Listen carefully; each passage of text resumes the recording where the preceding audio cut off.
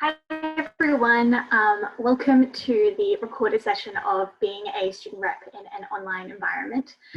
My name's Naima Crisp. I am a student, a partners project officer in the SSP team. So traditionally the SSP team is sort of broken up into SSP projects and then SSP representation and voice. And my role traditionally sits in the project side.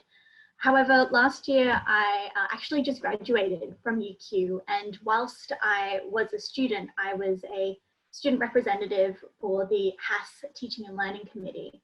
And so this sort of workshop is drawing upon, I guess, some of my personal experience as a student rep, but also from my current role where also, supporting, student partners as well as student reps in, now this online environment that we're now seeing. So I hope today, provides you with some useful tips and tricks on navigating your role, but also sets you up with some tools and strategies for you to implement, not only, in an online environment, but also face-to-face as well when, that time comes. I'm going to pre-warn that this workshop is quite action-packed, and have decided just to do a recorded version with no live participants because I thought it might be a little bit more authentic, being able to kind of stylize it to the recording rather than, and also making sure that, if people were present, that they felt safe and comfortable being able to engage in the activities. So this session is just a recorded session just for you at home. But before we get really into it, I really want to take this time to, I guess, reflect on, wherever, you're sitting, where I'm sitting, whether it be, in your bedroom or at your kitchen table, or even sitting outside listening to this, because the spaces and places that we're standing on and are part of have always been places of connection, of community, and places of learning and collaboration. And so I want to acknowledge the traditional owners and their custodianships on the lands on which we're, learning today. In the past 2 weeks, it's been Reconciliation Week, which has been, a really important time for us to take stock of all of what's happened, but also looking towards the future of how we continue to make connections and collaborate with each other. And I think being a student rep, we can play a really important role in continuing to make sure that voices are heard across the university in the spaces so that people can become not only more aware, but can also collaborate more so that we're all drawing upon our strengths and connections. So for the workshop today, I've sort of structured it into few different sections, and the way that I like to think of it is as a pyramid, because I think a lot of the time as a student rep you want to dive in and you just want to collect student feedback so that you can present it to those higher levels, but realistically there's more foundational things that we need to get kind of get that structure first before we can engage in that more higher level. So this way that I'm going to structure it today is sort of breaking it up into those different levels. So, understanding your role as a student representative and your committee and working group, because it's really key to have an understanding of what role can you play before you can even start to collect that feedback. Then after that, we're going to be looking into how we identify and utilize our own student networks that we already have, and then looking at how we can reach out that bit further. And then after that, we'll start to look at, how can we collect and synthesize feedback, to presenting that feedback into committee meetings, and then also closing the feedback loop. And I guess this kind of framework allows us to sort of begin on creating a bit of a culture of feedback. At the university, it's such, it's such an important thing to have this kind of culture of feeding back and feeding forward so that it's a continuous conversation. So I guess just to flag that, there's going to be different sections, and throughout the presentation, I am going to refer to some resources. So I highly recommend that you head along to this URL right this second, because it's going to take you to a Google folder to download all of the resources that I'm going to be referring to today.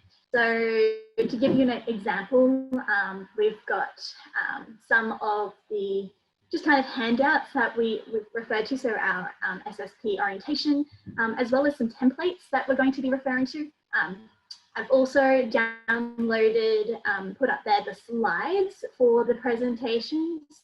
So you can, follow along, and there's timestamps with each of the slides. So if you want to, when it comes to this, you can have a bit more of an understanding of when that's going to happen. If you want to just skip ahead, or you want to refer to a particular section later on, head along to the slides and kind of pick out those timestamps so you can jump straight to that section of the recording.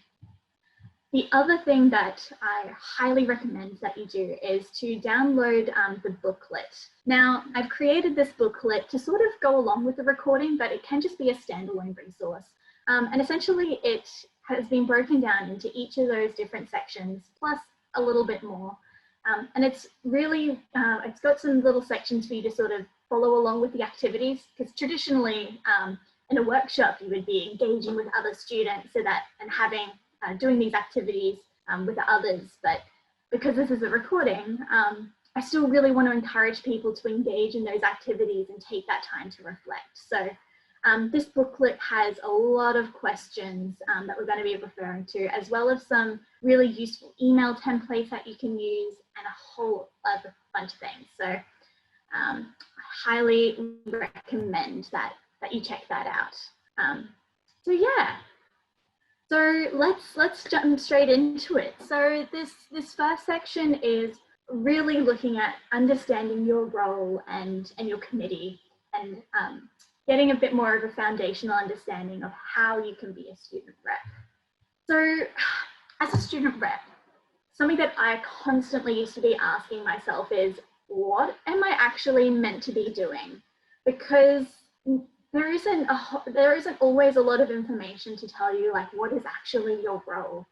So the way that I like to think about it is that student reps are sort of the metaphorical bridge between staff and students. They sort of bring the link between those two kind of cohorts. So not only can student reps relay, challenges and solutions and ideas from students up to staff and committees where those decisions are being made that impact the student experience, but it can also work the other way, where as a student rep, you can inform students of, decisions that are being made and what's happening, the conversations at the table within reason. Sometimes things are, confidential, and that's something to be aware of. But you can always just ask, say, hey, this stuff that, we've been talking today at the HAS-T&L committee, it's been really interesting. I think students would really appreciate hearing this. Is it possible for me to be able to share this with other students outside of the meeting? And the chair and secretary, they'll let you know, yep, that's fine, you can share that. Or they'll be like, oh, actually, maybe just hold off. So I think what's wonderful about the student rep role is that it works in so many, you can be in so many different ways, not just about collecting feedback, but also it can be about informing, the student body about what's happening. And it can be, a really, really integral role at the university. But I think something that is, I guess, challenging to get your head around, get your head wrapped around, is in a committee, who do you actually represent? I'm just a singular student. I don't know everyone's experience. I can't talk on behalf of the 60,000 students at UQ. I can only talk about my experience. So do I represent just myself? But I do have a few friends, and I guess I know people in class, do I represent them? Or do I have to try and represent all of the students that might be relevant to that kind of committee? So I think it's sometimes important to reflect on who can you represent and when. Reaching out to the broader student population can be really, really impactful in a committee meeting, because often committees don't want to make a decision based upon just one student's input or advice or experience. And so getting that broader feedback allows us to allows the committee to get an understanding of that more generalized experience so that they can make decisions. So there is, a really good reason why you might want to reach out to all, as many, to a broader student population. But there's going to be times when just, just being able to provide your experience is really powerful, impactful. Hypothetically, well, I had this happen all the time in a meeting. We'd be sitting in the committee table, and a staff member might perk up and be like, oh, what about, this question? So, Naima, like, what do you think about, or what do you think the students think about a new timetabling system? And as a student, you're like, oh, I mean, I can only talk about my experience. I haven't had the chance to reach out to all this, my connections. So I can really only talk on behalf of what I've experienced. And so there is going to be times when just, kind of talking upon your personal experience is really, really useful. So yeah, like I highlighted before, sometimes, but there is that sort of, importance to reach out to kind of get that more diverse experiences. Because I guess something also to highlight is that often, you've got yourself and then maybe your few classmates and friends, and it's possible that maybe you all share the same perspectives because you're sort of in those same circles. And so by reaching out to other circles and broader student experiences, you might kind of get that more diverse perspective and be less susceptible to that sort of groupthink experience.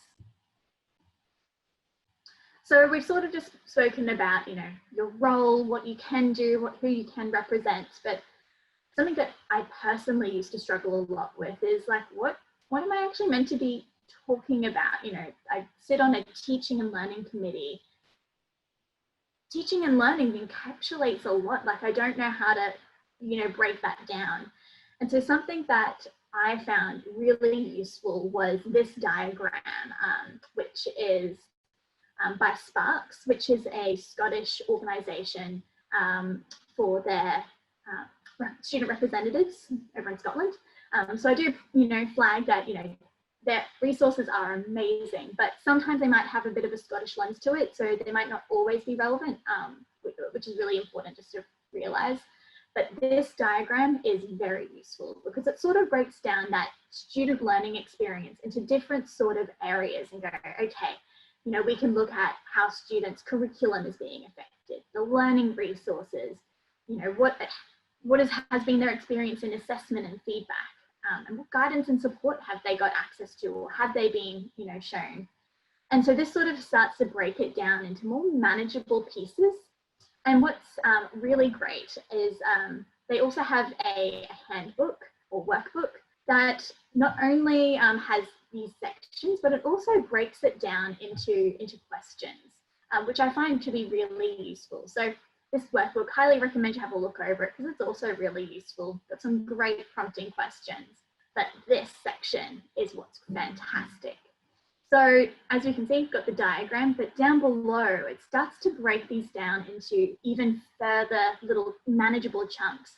So as you're in your curriculum, has the curriculum outline been provided? Are you satisfied by the module choices that were offered? So module, Scottish term might be more, your courses or your units. How are they structured? What courses do you find engaging and challenging? Learning resources, library computing facilities. Do lectures teach using, the Elliott Blackboard? What kind of platforms are they using? Learning and teaching processes, class sizes, contact time, peer-to-peer learning. These are some really useful, tangible kind of questions. So I highly recommend that you take a look at this workbook just to even reflect on what's useful for your role. So every committee has, different priorities.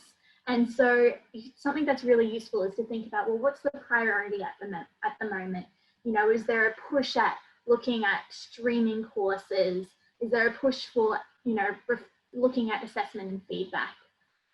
And perhaps something that is most commonly coming up at the moment is, how is COVID affecting these experiences? How is this transition to the online environment, affecting all of these different elements of curriculum, support, resources?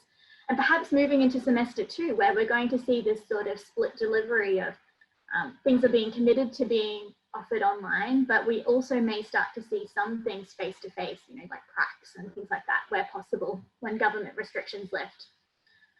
So as a student rep, you can start to, you know, think and pull upon all of these things through then the extra lens of how has COVID affected this? How has moving online affected these things? You know, are there disparities between different courses that, you know, have this dual, has a, you know, that dual experience of being face-to-face and online, or for those that are just online? But most importantly, always coming back to what is relevant to your committee and working group, thinking about what are their priorities at the moment. And you can get a sense from this from what's in the agendas and what's being discussed around the table.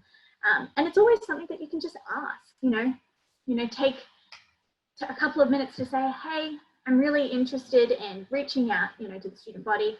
You know, what do you see as being some priorities over the next month? And I guess for those that maybe don't sit in that teaching and learning space, think about maybe these areas within the context of, you know, your equity committees, as well as your Student Employability Centre advisory boards. So those advisory boards that maybe sit a little bit more centrally than they do within teaching and learning. Because all of those kind of extracurricular experiences are often also have very similar things, you know, guidance and support, resources, processes. And so maybe just kind of look at those questions and kind of stylize them to your own context. So that's sort of been, I guess, a little bit of a some prompting questions around, you know, your role, who you can represent, but then that next step up of identifying what's relevant for your committee and working group. And so I want to kind of take some time, you know, just 2 minutes for you to actually reflect on what are some key areas for you at the moment. So in the workbook, if you go all the way up to the top to section 1, which is sort of understanding your role, I'd love, you know, for you to spend just the next 2 minutes just reflecting on, you know, who's part of your committee. I've put in some like kind of different sort of roles that you might see, such as the chair, secretary, also key staff, identifying, you know, who might be an ally, as well as other student reps who may sit. So we're seeing it a little bit more commonly that, you know, it's not just one student rep sitting on a committee, but there may be at least 2, an undergrad and a postgrad, or sometimes even 2 undergrad and a postgrad rep. And these can be really important allies for seeking support and collaboration from. And also taking that time to kind of sit and identify some key areas of interest for the moment. So using some of these prompting questions of what's relevant, what are some of the current challenges and other things that, you know, students are facing. And so what I'm going to do is give 2 minutes just to sort of allow for you to have a bit more of a reflection over your role, your committee, and what areas of interest are important right now. So I'm just going to put on some music because I'm not a fan of dead silence. So hopefully this works. Fingers crossed. And yeah, I recommend that you take some time now just to reflect on some of these different questions in the workbook. You just put it down on a piece of paper.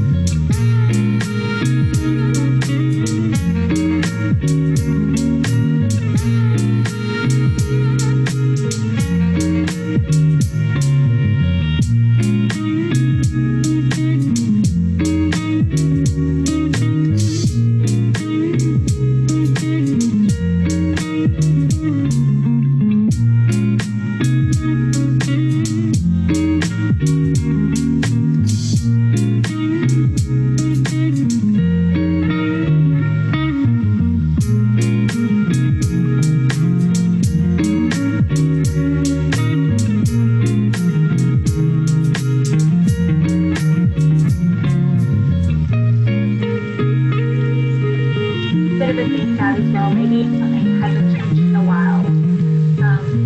Sometimes one of the most important places that we can actually question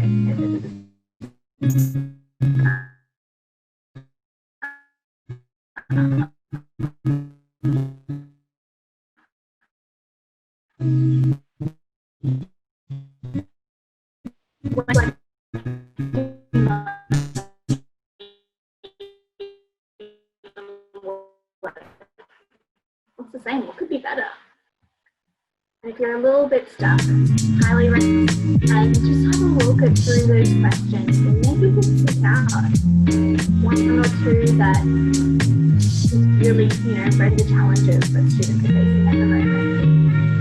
And using this is going to help identify your activities and things that you might want to continue looking at. Alrighty, so hopefully that gave you a little bit of time. Feel free to hit pause and to continue filling out those little bits of sections. But just trying to encourage you to take that time to reflect on your own committee, your role, and what are some key areas of interest at the moment. So this next section is going to be really looking at strategies for not only, I guess, identifying networks that you currently have, but also identifying networks that you would like to have and figuring out how you can best utilize them. So when I think about networks, as a student rep, there are three things that come to mind. So the first thing is connecting with other student representatives. So not just the other student reps sitting, at the same table as in the same committee, but also other student reps, in your faculty or schools. Connecting with your own networks that you already have as a student, but then also connecting with your committee's networks.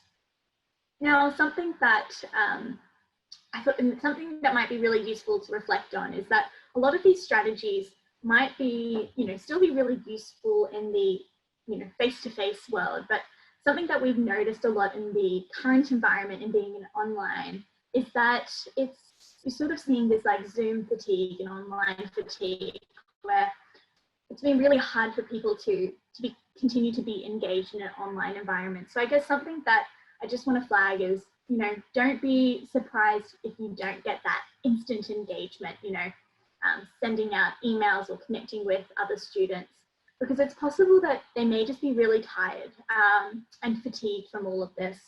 Same with staff as well. We see a lot of staff as well being quite fatigued, overwhelmed with emails. So we don't have perfect solutions, but I guess something that we're going to talk about a lot today is the importance of reaching out to as many networks that you already have, and also not being afraid to, I guess, follow up as well if you haven't heard from people.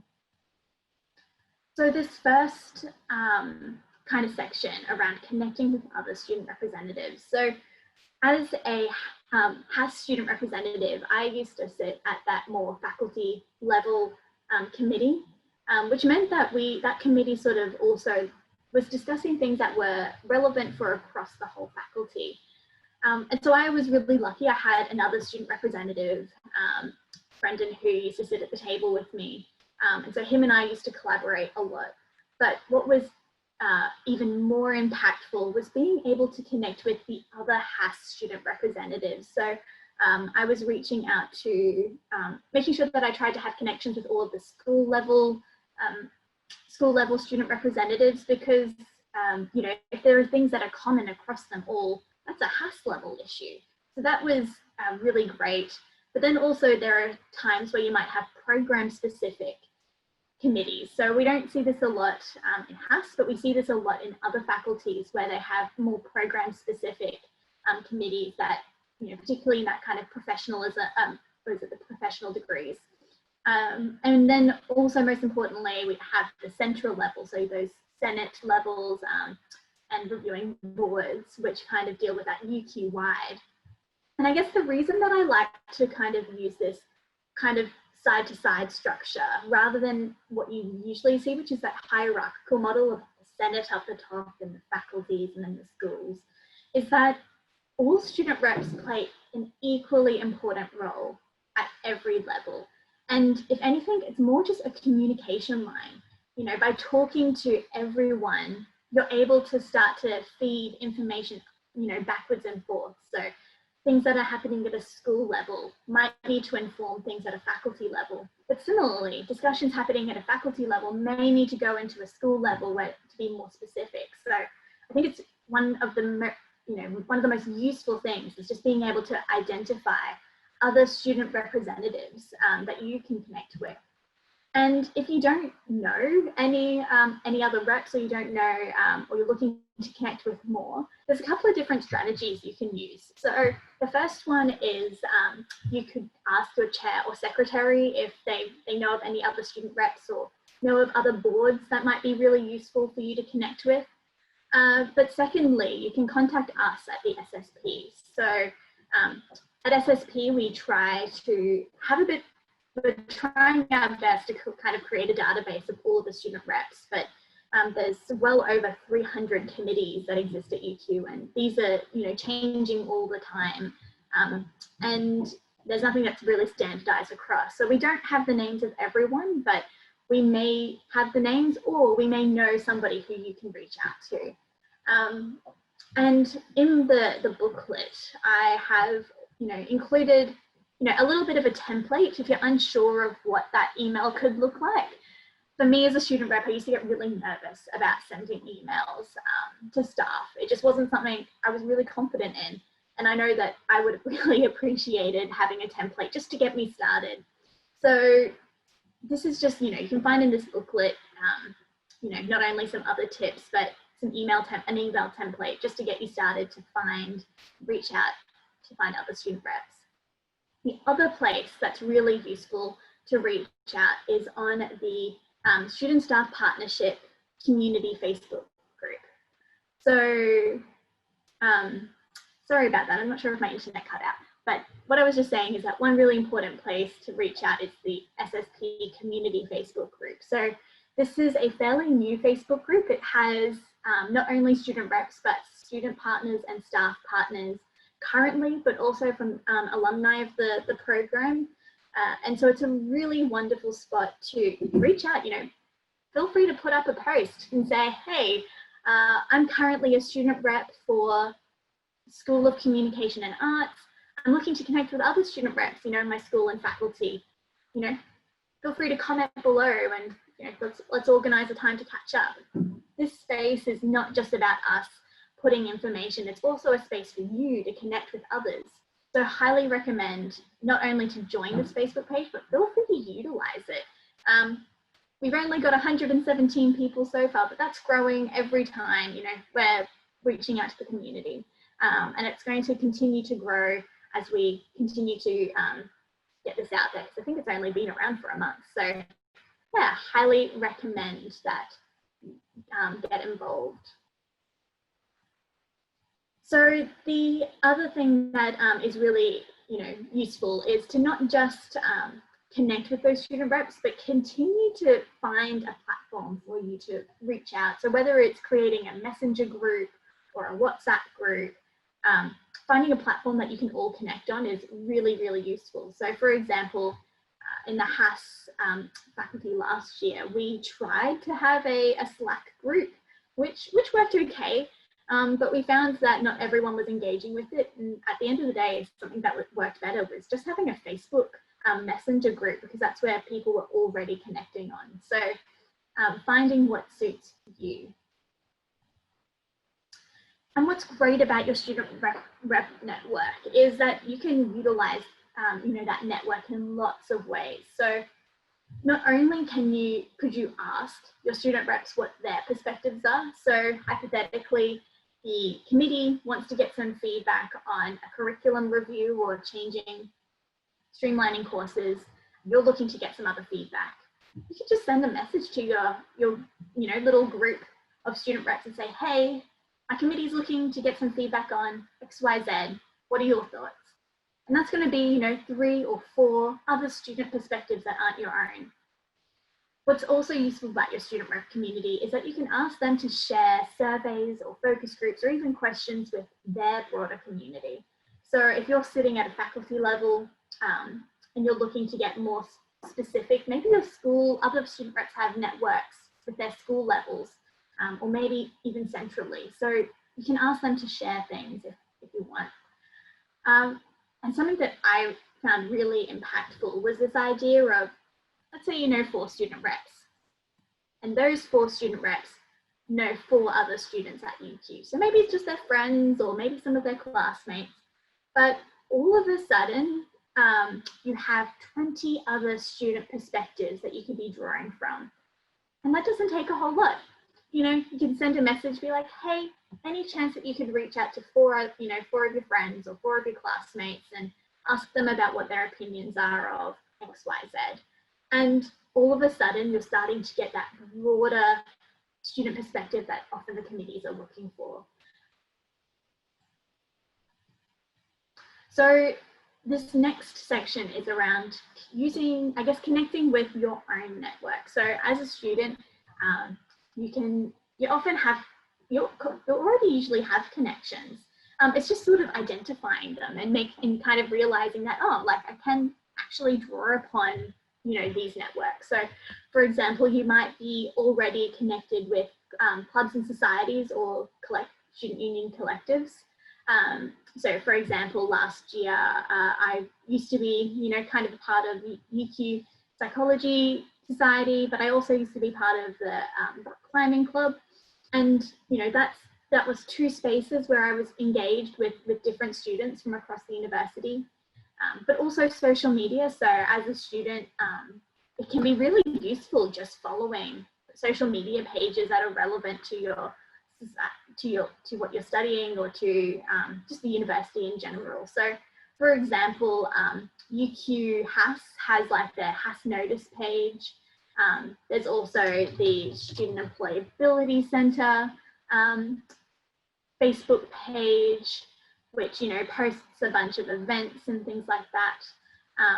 Can also be another page that can be really useful to follow is the UQ Life, which often has, you know, a lot of the different, you know, not only events, but also things that are happening at UQ. So if you're not already, I highly recommend that you reach out and look at those different kind of committees, looking at those different social media platforms that you can connect with. But I think a really important connection that you already have is your lectures and tutorials, your classes. You know, in those classes are going to be many other students who are not only studying similar things, but may also have very different perspectives of their student experience. And I guess reminding yourself to kind of stay connected in these sort of spaces can be really great.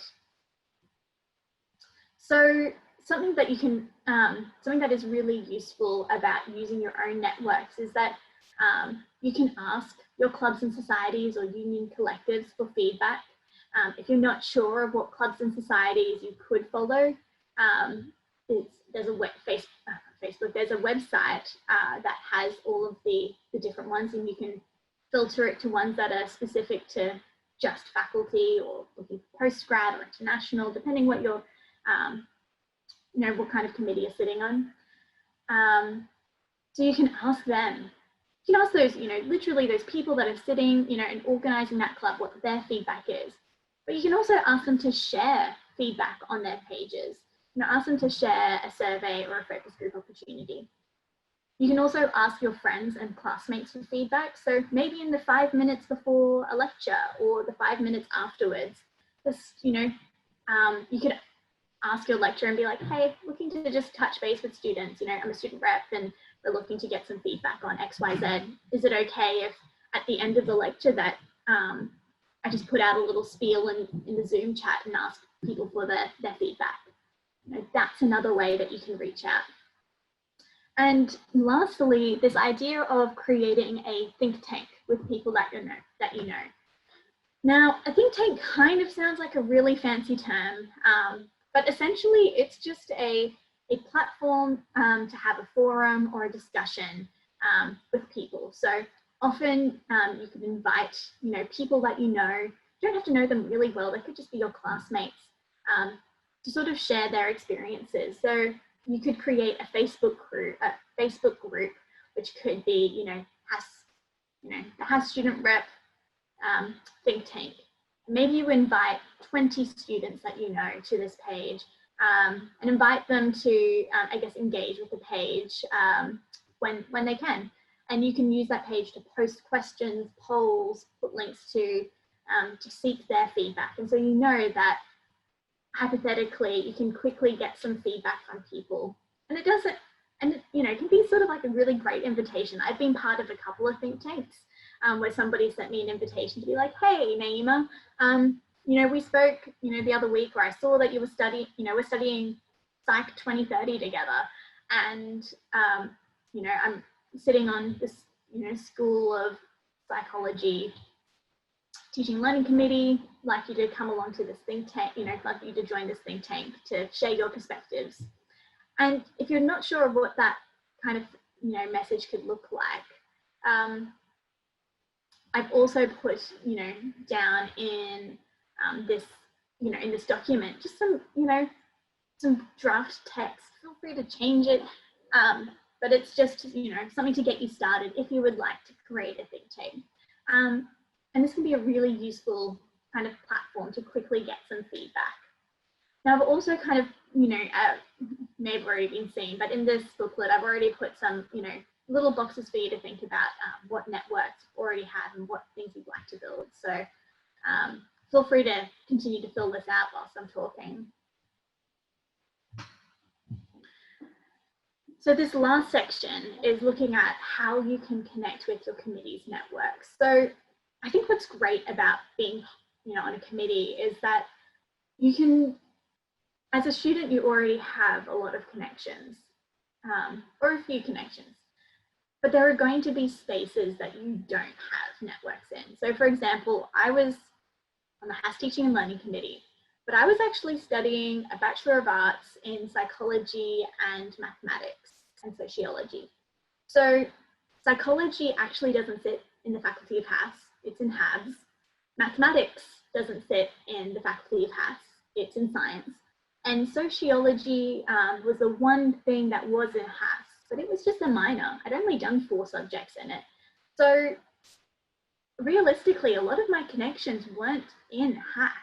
And so what was great about my committee is that my committee has connections to HAS students that I don't have. I didn't have connections with history students or communication and arts students or philosophy or languages, but we had a table of 15, 20 people who were academics who also had connections to even more academics and other students in those spaces.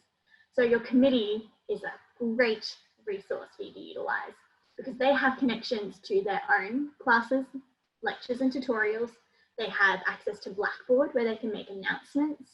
And they can also have access to posting on, faculty and school social media accounts. So even though you might not be able to personally access it, these are resources that you can draw upon and your committee can help. And often most committees are happy to help. So some things that, you can ask from your committee is ask them if it's possible to share a profile or contact details or survey or focus groups or polls, on these different spaces in those lectures, tutorials, making a Blackboard announcement, posting it on their social media pages. And you can also ask if they would be happy to send an email to the cohort, cohort of HAS students, cohort of School of Mining and engineering. And then once again, asking them to share it on their social media platforms, because these are really useful ways for them, for you to be able to reach out. And to be fair, most committees are happy to share it. Something that you just have to be mindful of is just to ask. They'll just need to make sure that you get approval, make sure that everything's, the right language, make sure that it looks okay. And once you've got that tick of approval, they're happy to share it around. I spoke to an academic in last year just because one of the things we were really struggling with was student reps didn't even know that we existed. Students didn't even know that student reps existed. And so something that we thought would be really useful is to share just our profiles, you know, with who we are, what we do, how to contact us. And I was like, I don't know how to get this out there. And by talking to the staff member, they were like, why don't you just ask the committee, you know, just bring that profile along and just ask. And that, hadn't really thought about that. I didn't know if I was allowed to do that. And it was really kind of built my confidence to be able to ask that of, you know, the committees. So something that, you know, I'd love, you know, for you to reflect on is how do you want to broaden your networks? So in this booklet, I've put, you know, some prompting questions about what networks you currently have. So what clubs and societies you're currently a part of, classes you're taking. I'm just going to take, you know, some time to, you know, maybe 2 minutes again to reflect upon all of these things. So once again, I'm going to put on some background music. And I'd really urge you to just take a couple of minutes to think about what networks you currently have. What classes are you currently taking? Who do you know? What extracurricular programs are you part of? You know, have you done an SST project or summer winter research? Are you been on exchange? What youth events do you like to go along to? You know, maybe you go along to the weekly youth life events. But most importantly, take this time to reflect on what networks would you like to build. Where don't you have networks? Clubs and societies you follow. Social media pages you easily follow. And yeah, where do you want to reach out to?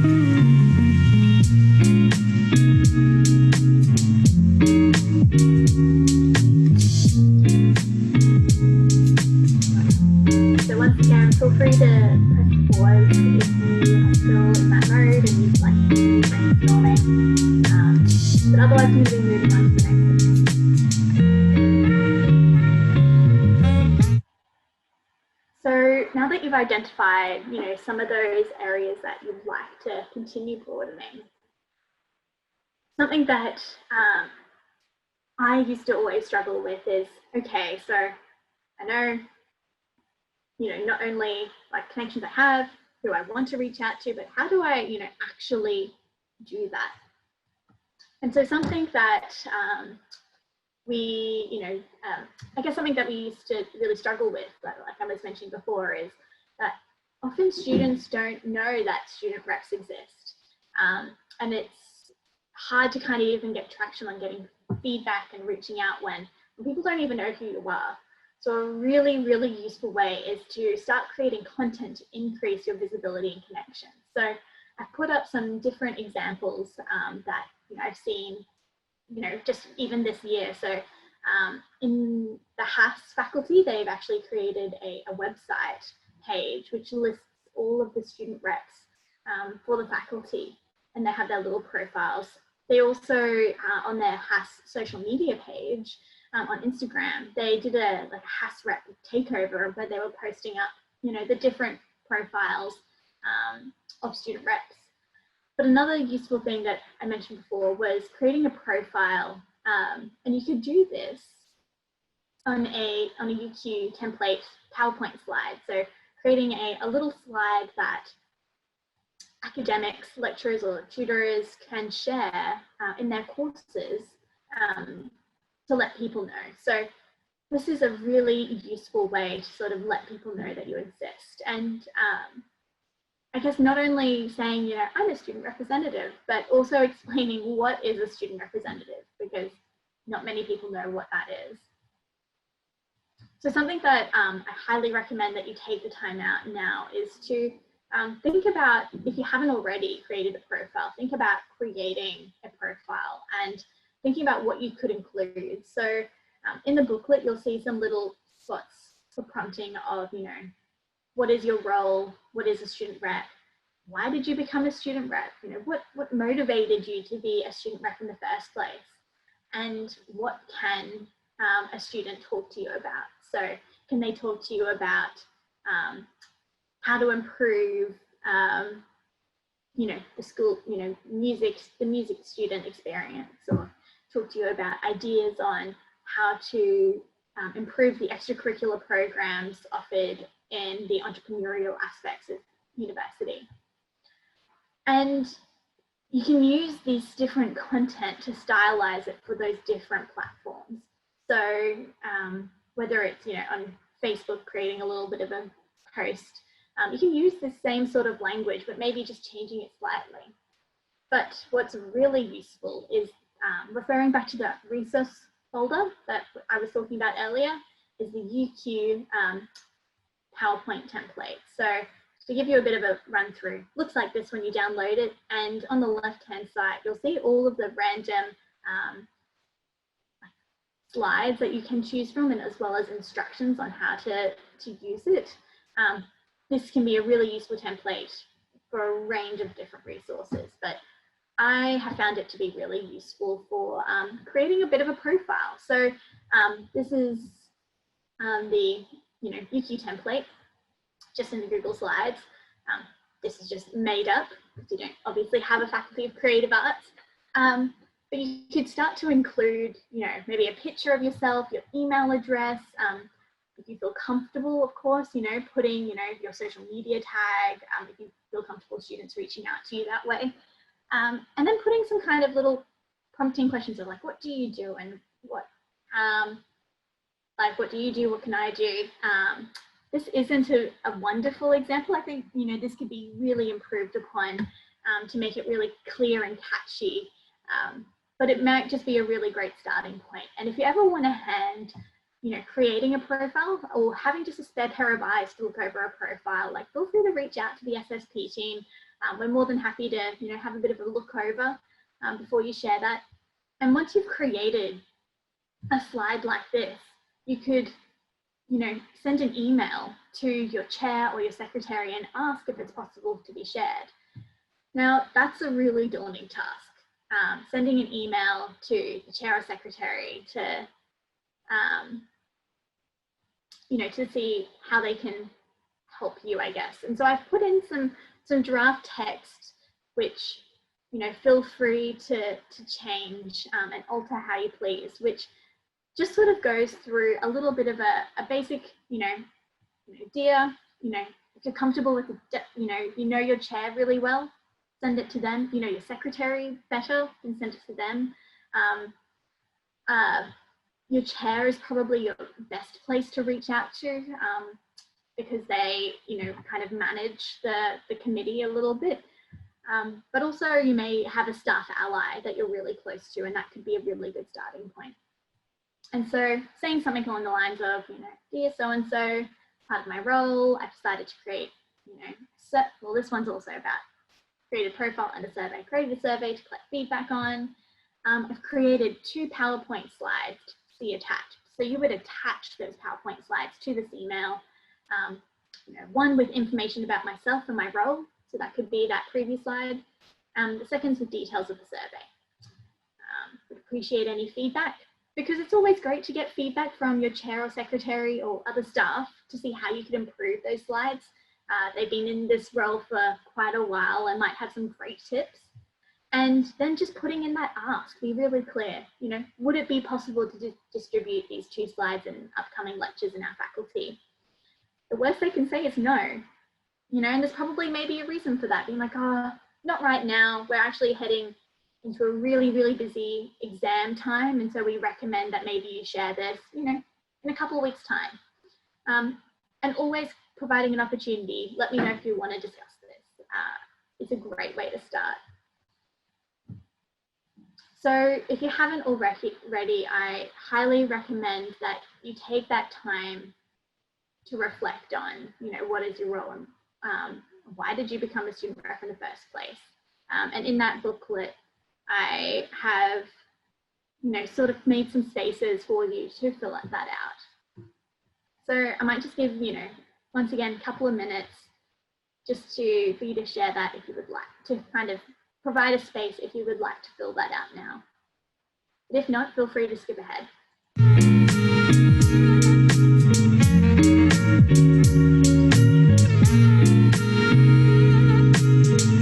What I might just highlight is this: what is your role as a student rep? That can be a bit of a hard question, and so put some useful tools that you maybe refer to. So, for example, UQ's had a student rep orientation. Sorry, probably need to do this bit. And it's got some really useful wording about what the kind of roles of student representation can be and what the purpose of this slide could be some really useful words to pull from. What is the role of a student rep? You might want to refer to download that from resources.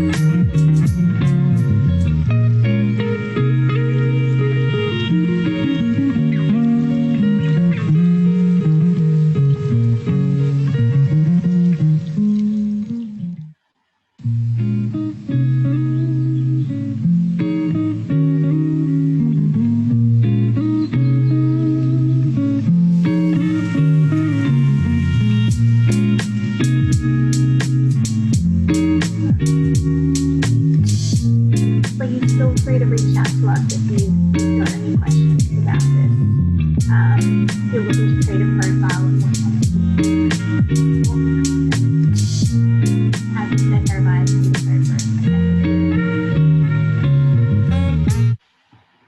So is that over? So you've created a profile, people are starting to know who you are, you're getting a bit better of an understanding of your role, your connections, and how you can reach out for them. But something that can be the next stage is that strategies for collecting and synthesizing feedback, which is that reaching out to the broader student body.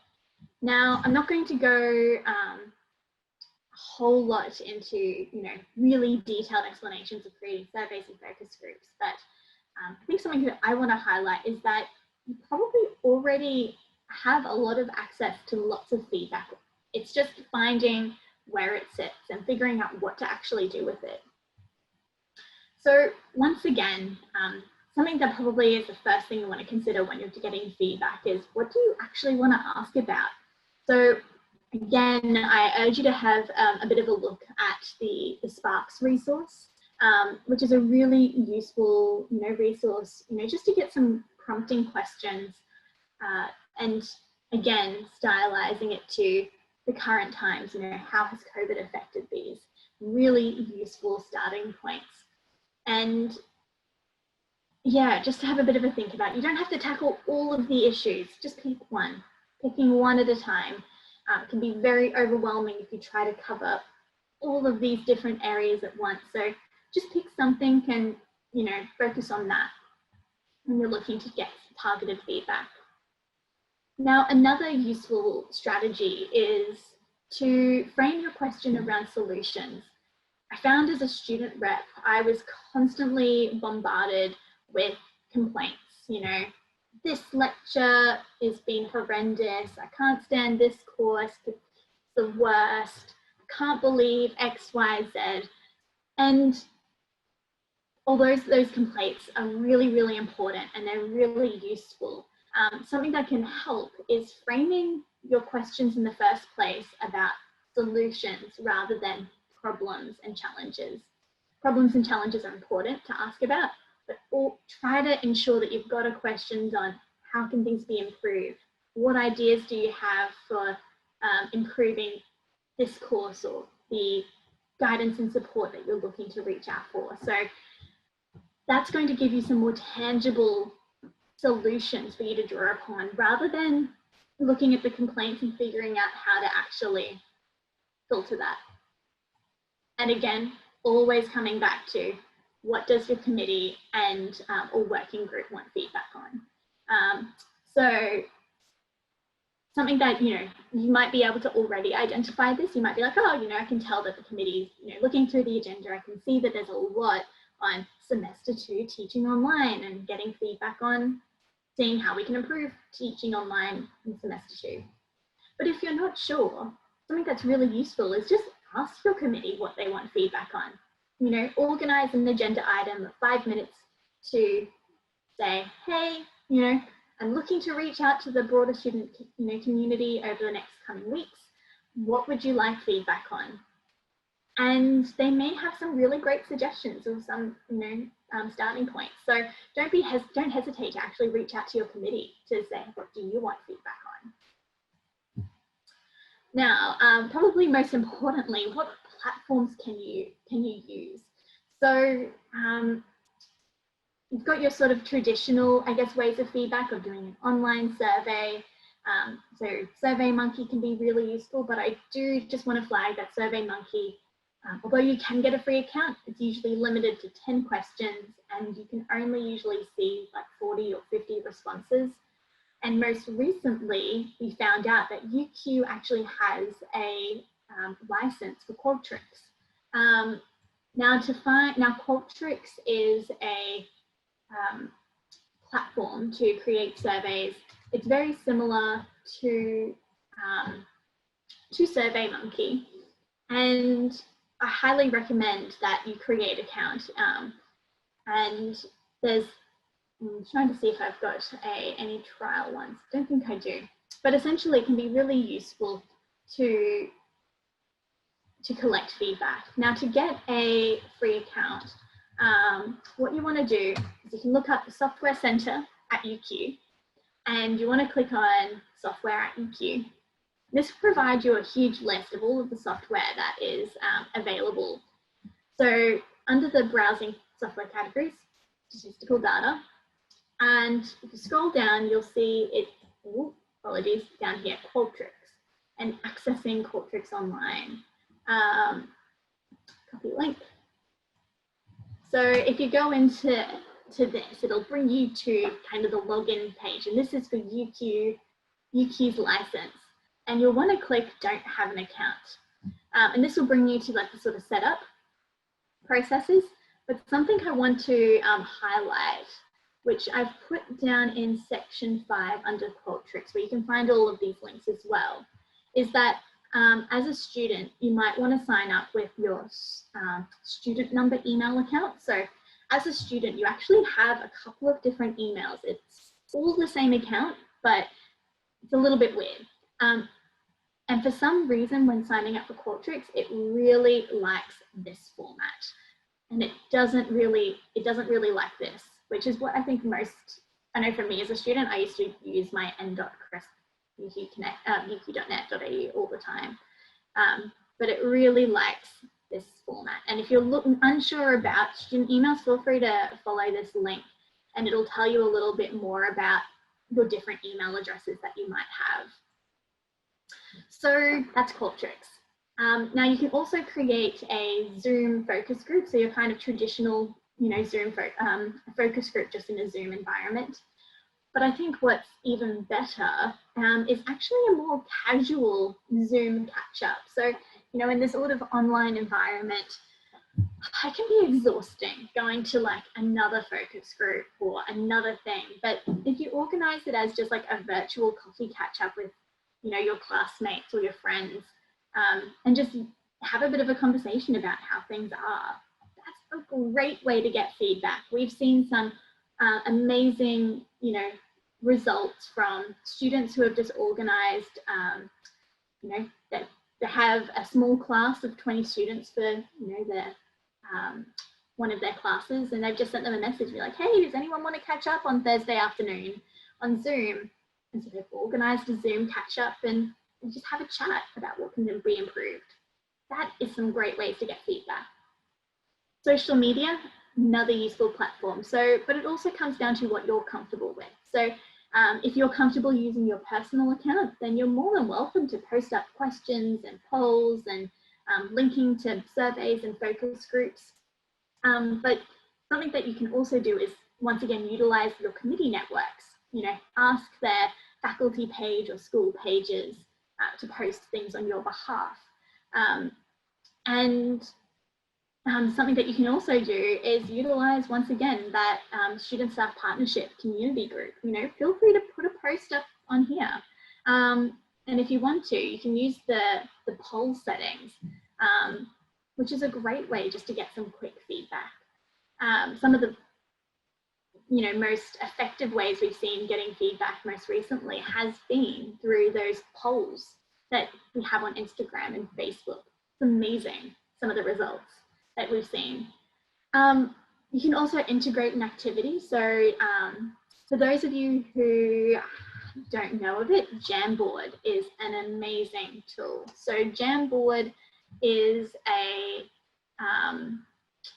tool for kind of like a brainstorming session. And so just to, I guess, give you an example, I'll show you our SSP kind of virtual idea space. And what you can do is utilize it to add sticky notes, as well as you can draw things. It's really useful if you've got a coffee catch up when you're wanting just to do an activity. And you can easily add little sticky notes to it, which is really, I found it to be really, really engaging. The other thing that UQ has is they've got they have a license for Padlet. Now, for those of you, I think most classes tend to have been integrating Padlet a lot these days, but if you haven't seen Padlet before, it's very similar to Jamboard. People can kind of post up, little posts, great way. And what's awesome about having a UQ license is that A, it's free. B, you can have like unlimited boards, but also there's added security. So I highly recommend that you set up a UQ Padlet, if not for collecting feedback, but just for yourself. Great. But most importantly, ask the people you know. Just send them a message on Facebook. Ask them when you see them next face to face, if that's a thing that's happening. Just reach out. Reaching out to people you know is a fantastic way to get feedback. Yes, it might not be the 100 people, completing a survey that the committee would love, but it's better than nothing. It's still student perspectives. So how can you get the message out there? So, if you've created a survey or you're looking to ask a question, how do you get it out there? Well, once again, going back to those networks you have, so your student rep network, your networks, your committee's networks. And something that I find to be really handy is to actually create like a little bit of a package that you can share. So something that I found to be really useful recently was our student reps in the SSP operational group created a little bit of an email, and they sent it to us being like, hey, here's this template, any chance that you can share this with the SSP community? And I'm like, yeah, sure. You've done the hard yards of putting it all together. Like, I just have to review it, make sure it's okay, and press send. Putting a package together means that it's much easier for staff to be able to share things on your behalf, as well as not just staff, but also your friends. If you want your friends to share it, much easier if there's already a little blurb created. So some ways that, what this package could look like, it could be, shamefully, I went back into my old account and found, my little post that I created on Facebook ages ago seeking some feedback. And You can create some draft text to share. Give them the link, give them the draft text, and off you go. Once again, creating a PowerPoint slide, maybe it has some links to some surveys. Once again, maybe creating some draft text for polls on Instagram. But something I've found to be very, very useful is actually using Canva to create little social media tiles. So Canva is you can get a free account. So we use it all the time here at SSP. And it's a very easy way to create content. So this is something I really, honestly, put it together in maybe a minute, because you've got these great templates that you can go through, as well as photos for you to utilize, as well as shapes. And it's honestly just kind of puts it together for you. It's very easy. And at the end of the day, you can just then download it and share it with people. And that's one less thing that somebody has to do on your behalf. Okay, so you've put out the word, you've put out a poll, you've reached out to your friends, asked them for some feedback on Messenger. You've asked your lecturers to share a slide in their recent lectures, and you've had people filling out polls or surveys. You've got some feedback. What can you actually do with it? Something that I often hear a lot about is, there's two types of feedback. You kind of have that anecdotal feedback, which is, somebody's made an individual post, or it's just a conversation you've had with a student. It's often a really compelling story about how their courses are going not so well, and my gosh, it could be improved so easily if only the lecturer did X, Y, Z. But again, staff and committees don't want to make changes based upon just one person.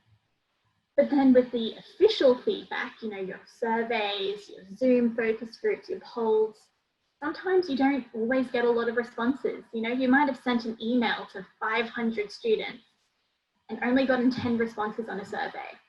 And that's kind of really hard. You're like, why didn't more people respond? And I think once again, it's okay if they didn't. It's really common for people to be fatigued by over surveys and over, focus groups. So don't be disheartened if people haven't, kind of been jumping on your opportunity to provide feedback. So the solution that I'm going to pose to you is the power of triangulation. So maybe you have a survey with a few responses. Maybe it's just one person who responded to your survey, but you overheard some comments in class, maybe chatted to a few friends, and then maybe you saw a social media post kind of about the same issue. You can use all of these different sources to sort of think about what's that common story, what's the same, what's different about these student experiences that are happening across, and what's that theme? Because when you pull from all of those different sources, you're going to have a much more compelling story, because you're drawing upon that theme and that lived experience, rather than, Susan from my class said today. This becomes that more generalized experience. And I think, again, highlighting that, often, we're seeing a lot of fatigue in this online environment. And so maybe you're only going to get a few bits and pieces from around your sources. And that's why I guess it's really useful to use those networks you have, because if it's one person here and one person there, then, if 10 people, that's, at least 10 responses.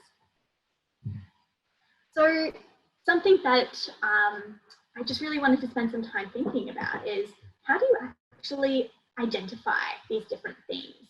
Because it can be a little bit challenging to kind of get your head wrapped around, how do you filter this feedback? So in your booklet, you'll see a kind of a bit of a section on this very activity, identifying themes. So I want you to think about, in these upcoming examples, what do all of these sources have in common? What is the story? What's the common theme here? I want you to start brainstorming. What are some possible solutions? You know, they may not be talking about solutions. Maybe they're just complaining. So have a bit of a think. What do you think could be a possible solution? And also, I want you to write down, like, what are some questions that you have for staff? What's the other half of the story? Because I think sometimes when we get feedback from students, students aren't aware of, you know, what's happening, you know, on the other side of the fence to staff. And so maybe have a think about, what do you want to know from staff? So let's go through some of these different examples. So you're on Instagram and you're kind of scrolling through and you notice, you know, this meme comes up. Use the same lecture time to live stream lectures like normal, or upload a recording of last year's lecture. So this kind of like battle between like, oh, you know, we've already got this, you know, same time blocked out for the original lecture, but I'm just going to upload a, you know, recording of last year's. You're in a Zoom, you know, you're in a Zoom chat, you know, watching a lecture, and one of your classmates, or you kind of put a message to the group, you know, well, not you, but somebody's put a message to the group, you know, have any of you watched the lecture recordings for CART 3211? Absolute worst. I can't believe that they are just reusing previous recordings. So lazy. I can't believe it. What a waste of time and money. And then someone responds back. I mean, I don't know. I mean, I never used to go to lectures anyway, but still, what are they doing with the extra time? I mean, it's not like we've even seen the course coordinator since we've gone online. You're on Facebook, you're scrolling through and you see this post. 2019, come to class in person or else you'll fail. Universities go online. 2020, here, watch a recording of last year's lecture, which has out-of-date content, and say goodbye to those tutorials and any form of staff feedback. And so then there's a survey that goes out and that are looking at, you know, how are your online lectures this semester? And we can see that, you know, most people are saying that they could be better. There's a bit of a tie of like they're okay or they're the worst. But looking at, you know, on the side of the number of people, there's only about 20 people who have responded, so not many people. And so looking at all of these different sources, as a student rep, we can start to draw upon what's the theme here. So we can tell quite easily that these are all about online lectures, and the fact that in some instances, courses have just been re-uploading lectures from last year. But here we have a lot of complaints, like a lot of, you know, they're the worst. We don't have many solutions identified. And the thing is, if you go into, you know, a committee and say, look at all of this data, because you probably wouldn't want to be sharing this exact screenshots anyway. Staff are going to be like kind of taken aback, because it's like that sort of like, you know, feeling like they're being attacked, because this isn't painted in a digestible way for staff. So something that is really useful, like again, is what is that common story? And so reflecting on all of this, I think a really big theme is that sort of hypocrisy. You know, you said last year that when we were doing normal face-to-face classes, is that you should be coming to your classes and lectures in, you know, in face-to-face. You know, you shouldn't be watching the recording or relying on it. You know, coming to face-to-face is most important. And yet here we are this year, and you've uploaded last year's recording that you said not to rely on. So that's sort of like, oh, you're going back on what you said. That's sort of like, that's unfair. And so you sort of see this kind of theme of, you know, fairness, you know, that it doesn't feel fair that lecture recordings are being put online from last year when we already had 2 hours blocked out a week. Why couldn't we have just done a Zoom lecture? I thought that's what might have happened. So essentially, that story becomes about fairness, not about the exact, you know, attacking examples.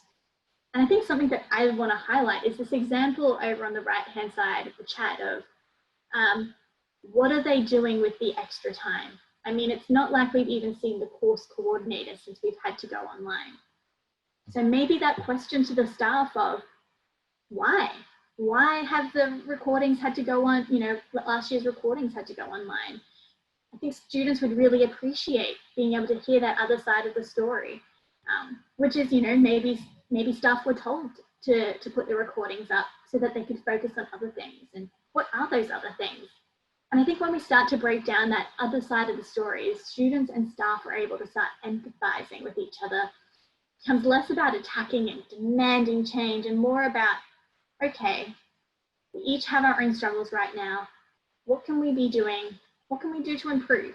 And that's when you can start to come up with examples of, maybe next semester there could be more opportunities for people to drop in, maybe offering Zoom lectures as an opportunity, so that it's real time.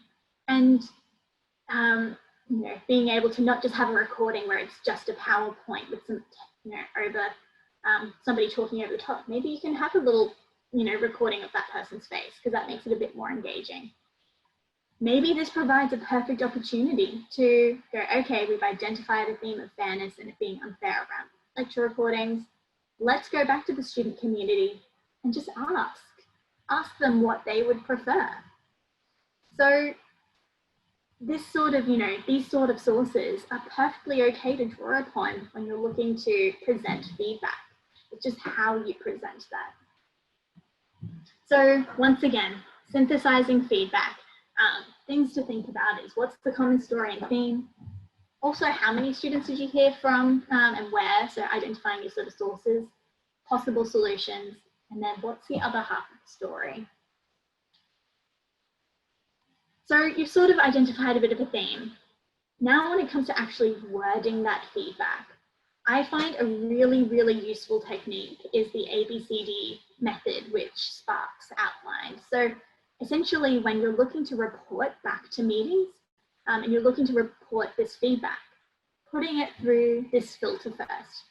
Is it, accurate? Are you providing evidence and avoiding those sort of sweeping generalizations? So if you've only spoken to 20 students, that's okay, but don't sum it under all students feel like, because we don't know that. We only know that it was 20 students who said that. And just acknowledging that, ensuring that that feedback is balanced. So this goes again back to try not to focus on the negative. Staff are human too, and there might be another side of the story. So offer, other perspectives. Ask students, what worked well. Give an example of a really good win of, a lecture that had a really great, experience. And then that also leads into having constructive feedback, not just offering problems, but solutions. And it doesn't have, you could just be your own personal solutions. Maybe you're asking the committee, what do you think are some solutions? And then finally, is that feedback depersonalized? So don't just target a specific staff member or course, because that can be really hurtful. Just targeting one staff member or course. Think about that more broader impact. If you've gotten feedback, from a really specific, or if you're really concerned about the student experience of a course or staff member, maybe don't bring that up at the committee. Maybe talk to your chair or secretary chair later on and say, hey, I've received some concerning feedback. I'm unsure who to talk to about this. Is it okay if we talk about this for 5-10 minutes? And they'd probably be more likely to know or offer support on how to go about that. But when you're reporting to a committee, depersonalize it, talk about that more broader experience. And again, I highly recommend going to the Sparks handbook for more information on this. Okay, you've got the feedback and you've got some wording of what you kind of want to do. But how do you actually present that? So something that is really important to consider is at a meeting, whether it be online or face-to-face, is what type of agenda item do you want? So traditionally in a meeting, you might sometimes see people do presentations. They might have handouts or virtual handouts. But most of the time, a lot of people just have talking points, like, 5 to 10 minutes, just an update on X, Y, Z. And so when you've collected feedback, something that's really important to consider is, how do you want to present it? Do you want to create something? Do you want to create a presentation or a handout? But remember that creating those things are time consuming. And if you're just creating a really short statement, like hypothetically, you got no feedback, you did a survey, no one completed it. Is it really worth creating a presentation that presents no feedback? So think about the purpose of that handout or presentation. But what's great about it is that they're easier to digest in a meeting. So much easier to reflect and think about. It also means that if it's in a presentation or a handout, it can be shared with other staff or students. It might be really useful to share with the student community. But on the flip side, maybe you just want to have a talking point, 5 or 10 minutes. You don't have to put a lot of effort into, organizing that. And it may also just be really great to sort of start a conversation. And the only downfall is that it's much easier to ramble when you just got 5 minutes. So it's really important to reflect before you have that talking point of what you want to say. And once again, isn't great if you need to go over detailed content, information overload. It's exhausting being in a Zoom meeting. I'm sure we all have experienced that. The last thing we want to have to do is just listen to somebody talking with nothing to visually refer to.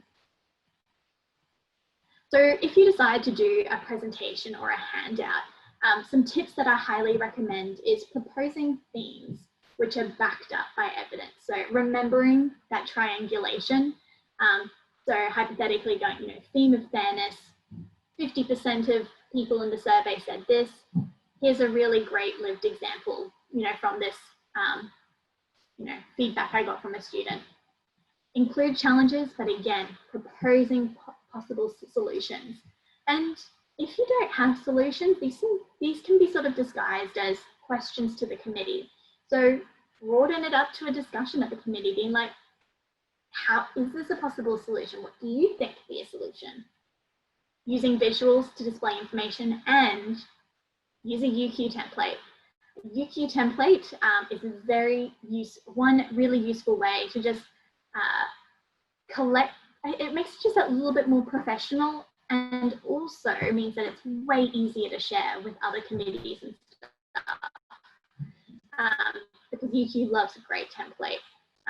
Also, kind of it goes in the line with their branding, which is very, very important when you get that kind of higher up sharing. So again, feel free to use this UQ template of a PowerPoint to create your presentation. Or I've also included a Word document, which you could use to create a handout. Just if you want to refer back to that resources folder, which has both of these. So I want to give you a couple of examples, which is from my personal experience as a student rep last year. So last year, the HAS Teaching and Learning Committee, something that I, was both struggling by myself, but also from the few student reps I knew, was that we actually didn't have many processes or support as student reps in HAS. And so something that I really wanted to, achieve that year was improving and harmonizing, the processes of student representation across the faculty. So not just in my board and committee, but all of them across, other areas that I wasn't sitting. So I put together a presentation after I went to a student summit that was talking about this. And this is just a kind of a snippet of 2 of my slides. So I put some questions together for the committee about, what could the partnership look like between the union and UQ? What do students think about the process of representation? Have we even asked students about student reps? Thinking about authentic processes for, selecting reps and engaging more students. And then I also, having spoken to a couple of people, put together some possible solutions. So, having a website presence, advertising during orientation week, you know, the new student reps having students on a recruitment panel. And these were just some you know, useful, I guess, solutions that we had sort of identified. Now, these two slides opened up a wonderful, wonderful conversation at the table. But this is back in May, was this presentation. And it didn't really get much traction in terms of creating a solution. It also couldn't be shared because it was, you know, just a random template that I found on Google. And so, you know, it had some great visualizations, had some great conversations that came out of it, but wasn't easy to share. Also lacked evidence. I didn't have any evidence in here of, you know, why this was important. So the committee was like, well, why were you making any changes? We don't have feedback. So fast forward a few months later, by this stage, I've collected some feedback from some of my fellow student reps through surveys and unofficial focus groups. I've also been partnering with a staff member, Ginny Bursell, who is kind of like my staff ally in the faculty. And together, alongside with the HAS student reps, we put together another presentation, a case study as to why we should harmonize student representation. And so you can already identify, it's got a UQ template, all of a sudden it's easier to share. It had some really useful evidence from, you know, the problems that were identified. But then, and the problems that were identified, as you can see, was that more those themes. It wasn't specific examples, you know, wasn't Naima feels like there's a low awareness of reps. It was the looking through all of the feedback from Facebook posts, messages, surveys, focus groups. The problems that have been identified are transparency and inconsistency. And then proposing a solution, which was this wonderful, you know, visualization of what the student rep process could look like. And most importantly, having some prompting questions of to the table of what benefits do you see, what considerations do you see, what would and wouldn't work. And this actually prompted some great conversations at the table that then led to, yeah, let's do it. Let's make a change. And it really highlighted to me the importance of how you visualize, you know, the different, your problems, your solutions, and the professionalism as well that goes with it. So I'm really proud to say that, you know, from that, a lot of things have changed in the HAS student representation, and it's great to see. And that I really owe a lot of that to, you know, the student rep community who helped, and Jimmy, to put this presentation together, which I wouldn't have been able to do by myself. And so, yeah, remember you can draw upon your community as well to help put these together. Okay, so you have a presentation, or you have a handout.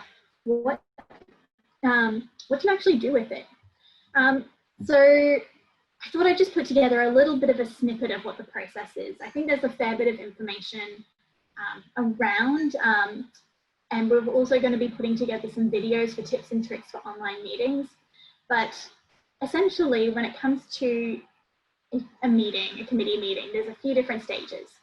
You've got a few weeks before the meeting, you've got that call for agenda items. So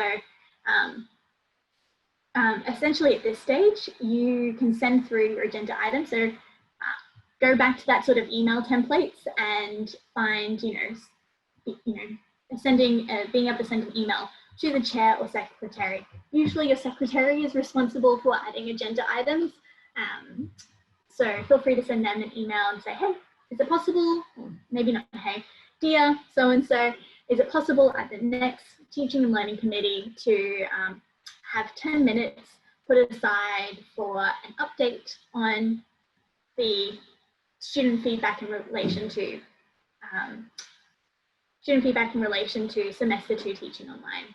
I've also got a presentation. Is it possible to have this included? Done 2 weeks beforehand. Then, usually a week or maybe a day beforehand, the secretary will send around the agenda. Now, this is a great time, to double check that your agenda item actually is on there. And you can send an email if they don't. But it's also really useful to see where is your agenda item sitting. You know, are you speaking first, or are you speaking halfway through or towards the end? Who is speaking around you? And looking at if there's any other things that relate to this. And before the meeting, take down some notes that you want to speak to so that you don't ramble.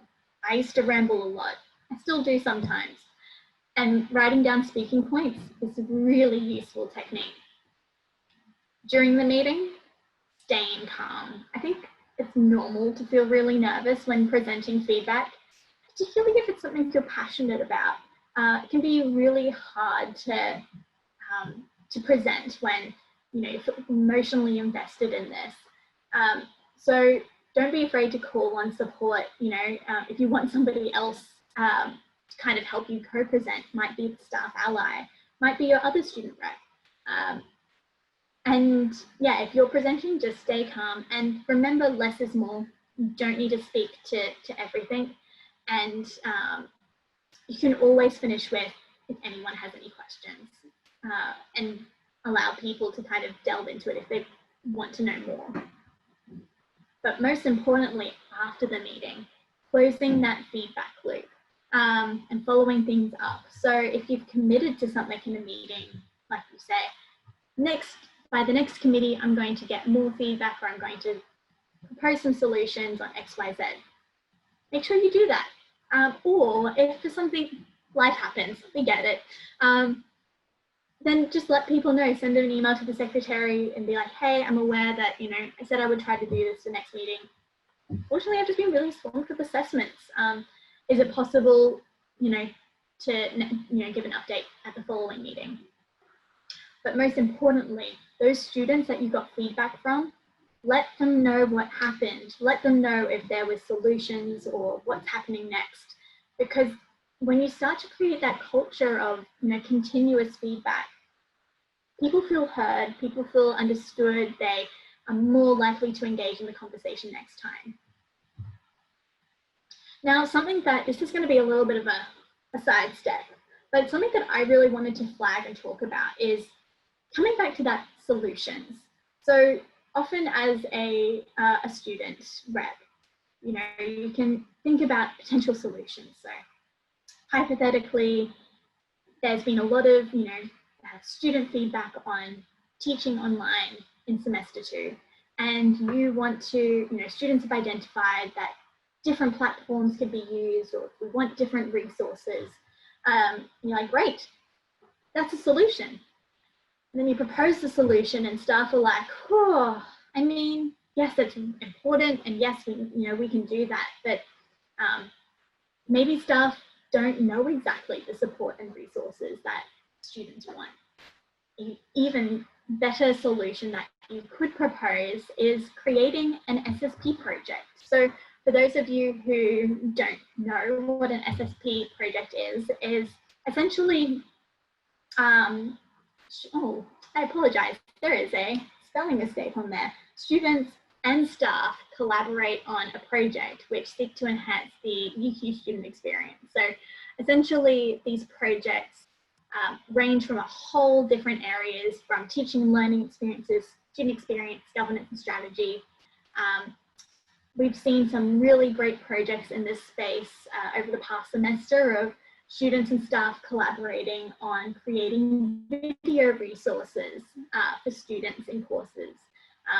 Or we've seen resources for student engagement, like online communities. So creating platforms and channels for students to engage with.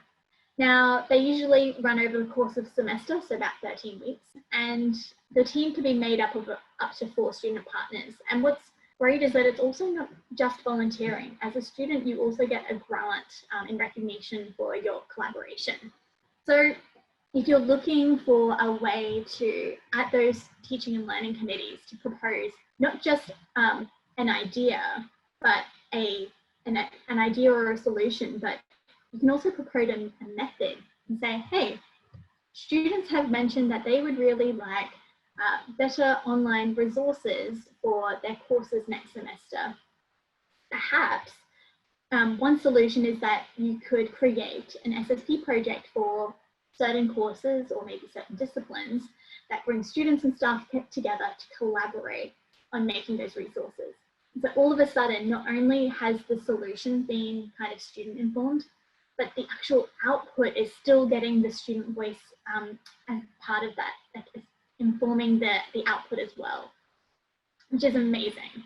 And if you ever have any questions, this is actually the division that I work part of. So I'm more than happy to have a chat if you want to go thinking about proposing this as a solution, but I don't know.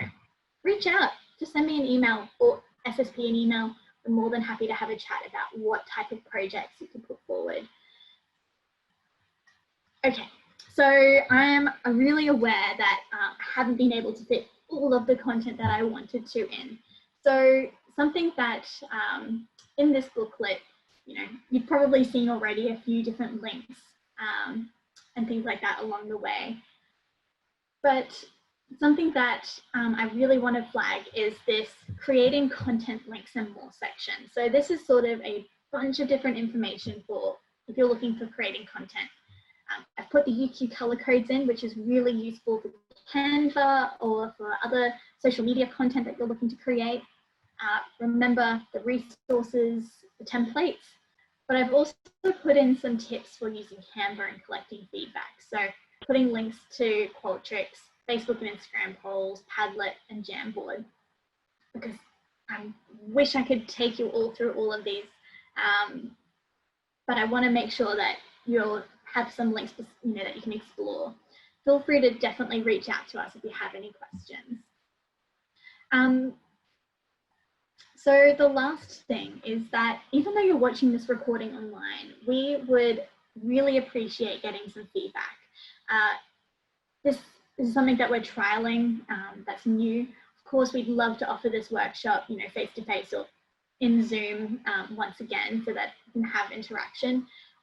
But we'd love to get some feedback from you about how this delivery online, particularly along with the workbook, has been. So head along to this URL right here. And not only does it have, like, we're collecting feedback, but this survey actually has some little tips and tricks on what to include. So what I'm going to do is give you about 5 minutes to complete this survey. I may just also point out some tips and tricks. And I'm going to be putting on some music in the background. Fill the silence. So head on over to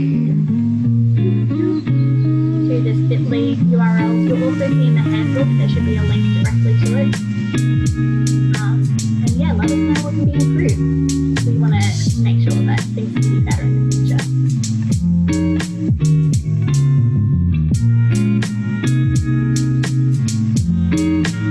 Yeah, make sure you click that watch the recording so you know decipher who is doing what.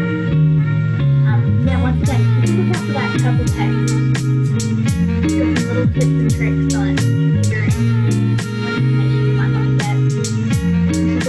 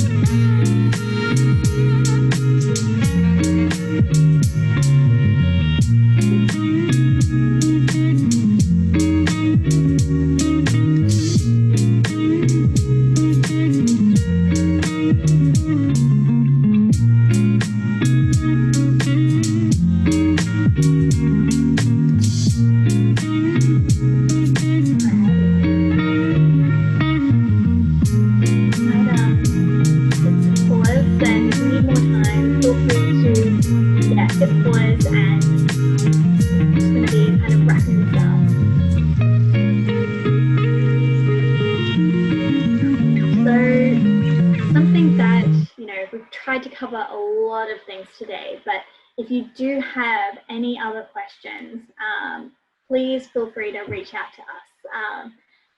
Or feel free to reach out to me directly. My email will be in the handbook. So if you've got any questions around the workbook or anything like that. Because essentially, when I was a student rep, something that I really struggled with, and that I'm going to leave you with, was this, I guess, that idea of trying to make an impact, to make a change, particularly when you're trying to collect feedback, but you only hear from one person or maybe no one, or yeah, like you're kind of feeling that defeated, like I only got 5 people filling out the survey. So I want to tell you a story, which you may have already heard before, but it's called the starfish story. And so essentially there's a beach and it's covered in starfish, and they're dying because they're not in the water, and there's thousands of them. They're just lining the whole beach, and you can see this one there's a girl who's walking along the beach, and she's throwing the starfish or back into the sea, just picking them up and putting them back into the sea. But there's thousands of starfish, and she's just picking up one at a time. And so go up to her and you go, what are you doing? There's thousands of starfish along this beach. Like, how you're never going to be able to get them all back into the ocean. You're not going to be able to save them all. And how are you expecting to make a difference? And so the little girl picks up a starfish, puts it back out into the ocean and says, well, I made a difference to that one. And I think as a student rep, that's important to keep in mind. Whether it's just that one person that you're listening to who has feedback, and maybe if that one person is also just yourself as a student rep, providing feedback and making a change, that's okay. It's not always going to be possible to reach out to the thousands of students that are here on campus, but we can try our best. And if you want any support, please reach out to us. That's what we're here for at SSP. So in terms of next steps, I highly recommend that you watch the recording of the Eliciting and Analysing Student Feedback workshop. That workshop goes into much more in-depth detail of creating surveys and focus groups. Again, refer to all of those resources, the slides from today and the recording, and reach out to us if you have any questions. What we're going to be doing is reviewing all of your feedback. Even if you're watching the recording and you're providing feedback, we're going to be checking the survey every so often. I won't be able to send you the resources from today's sessions, but if you would like anything else, feel free to send us an email and we'll send those resources through to you. And we'll be in the future, hopefully in the next week or two, we're going to be sending an email to the community of the "You Said We Will Do," which essentially kind of closing that feedback loop of, we've now reviewed all of your feedback. This is what we're looking to do in the future. I've also just put those, few references as well as the music that I had in the background. But most importantly, just want to say thanks. Thanks for joining me today. It's been an absolute pleasure being able to share a little, tips and tricks for along the ride of being a student rep. It is both a challenging and most fulfilling role that you can have at a university whilst you're a student. So make the most of it. Don't be afraid to reach out to us if you want support or have just a simple question. Doesn't matter how silly the question feels. We're happy to answer it. Alrighty. Thanks everyone, and once again highlight those resources. Please feel free to use them, hand them out to other student reps that and take a look at the workbook, because there's some really useful tips and tricks, even just email templates. So thank you, and I wish you all the best in your role.